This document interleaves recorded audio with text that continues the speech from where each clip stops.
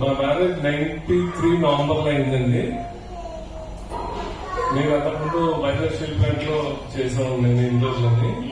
తర్వాత మా నాన్నగారు ఢిల్లీకి ట్రాన్స్ఫర్ అయిపోతే నేను కూడా రిజైన్ చేసి నాగర్తో పట్టుకుండాలని నాగర్ పట్టుకుంటాను.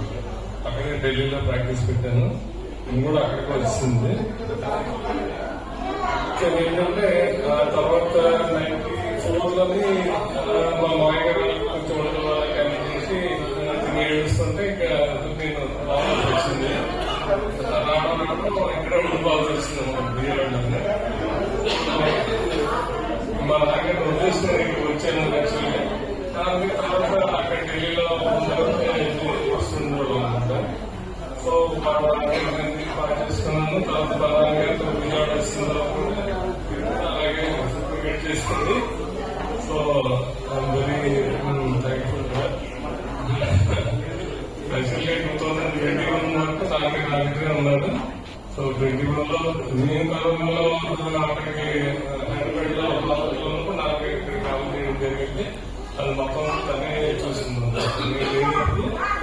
నేను పిలిపించుకోవాలని చేసి తనే చూసింది. Very thankful.